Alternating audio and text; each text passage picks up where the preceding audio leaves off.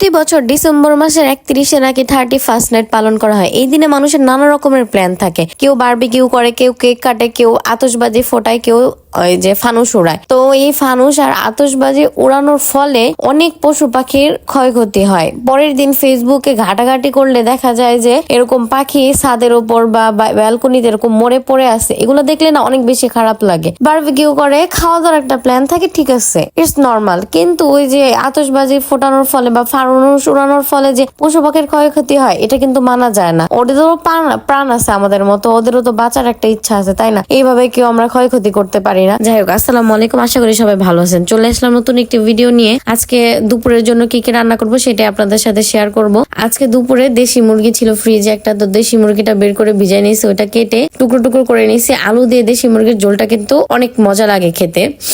আর পাতলা ডাল রান্না করব। মাংস রান্নার জন্য সবকিছু মশলাপাতি আমি ভালোভাবে কষিয়ে নিছি, আর পাটায় বাটা মশলা আগে থেকে করা ছিল, ওইটা দিয়ে আজকে মুরগির মাংসটা রান্না করব। এর জন্য মশলাপাতি সবকিছু কষিয়ে মুরগিটাও দিয়ে দিছি। আর দেশি মুরগির ঝোলটাই বেশি ভালো লাগে, তো আলু দিয়ে আমি এটা পাতলা পাতলা ঝোল করতে চাইছিলাম। পরবর্তীতে আর পাতলা ঝোল হয় নাই, ঝোলটা একটু শুকাই গেছিল। যাই হোক, তো মশলা দিয়ে মাংসটা একটু ভালোভাবে কষিয়ে নেব, যেহেতু দেশি মুরগি হাড্ডিটা অনেক বেশি শক্ত থাকে, আর ব্রয়লার মুরগি হতে অত টাইম লাগে না। যাই হোক, এখানে আমি আলুগুলো দিয়ে আরো বেশ কিছুক্ষণ কষাই নেব। যে কথাটা বলতেছিলাম যে 24 সাল, 24/4 জায়গায় 5 বসবে, এটাই তো আহামরি, আর কিছু না। তো সুখ দুঃখ সবকিছুই থাকবে, জাস্ট 24-এর জায়গায় 25 হবে। এটা নিয়ে তো মাতামাতি করার কিছু হয় নাই। আমরা বাঙালির যে কি নিয়ে এত মাতামাতি করি আল্লাহ মাহবুদ জানে। এই মানে 31st নাইট বা নতুন বছর আসবে, এটা নিয়ে যে কত কিছু হয় পরের দিন ফেসবুকে ঢুকলে দেখা যায়।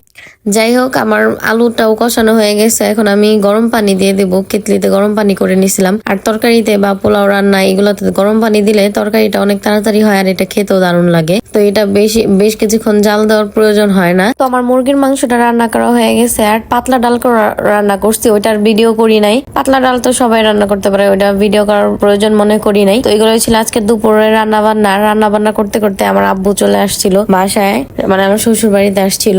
আর কি নিয়ে আসছিল সেটা আপনাদের সাথে একটু শেয়ার করি। এখানে দুধ চিতই পিঠা, তারপরে কুলি পিঠা, তারপরে পাটিসাপটা পিঠা নিয়ে আসছিল। তো আমি আব্বুকে অনেকবার বলছিলাম খাওয়া দাওয়া করতে, তো আব্বু আর খাওয়া দাওয়া করে নাই, চলে গেছিল। আর আমার জন্য খেজুরের রস নিয়ে আসছিল, খেজুরের রসটা আনার সাথে সাথে খেয়ে নিয়েছি। আর দুপুরে খাওয়া দাওয়া করে আমি তো দুধ চিতই পিঠাটা খেয়ে নিতেছি। এই পিঠাটা নারকেল দেওয়ার কারণে অনেক বেশি মজা হয়েছিল। আর মায়ের হাতের এইসব পিঠাপুলি, মায়ের হাতের সব রান্নাই আমার ভালো লাগে, আর এই পিঠাপুলি এরকম হলে তার কোনো কথাই নাই। পিঠাটা অনেক বেশি মজা হয়েছিল, আর ঠান্ডা ঠান্ডা ওয়েদারে এই পিঠাটা খেতে যে কি মজা লাগছে। যাই হোক, ভিডিওটা ভালো লাগলে লাইক কমেন্ট শেয়ার করে দিবেন। ইউটিউব চ্যানেল থেকে দেখে থাকলে চ্যানেলটা সাবস্ক্রাইব করে দিবেন। ভালো থাকবেন সবাই, পরবর্তীতে নতুন কোনো ভিডিও নিয়ে দেখা হবে। আল্লাহ হাফেজ।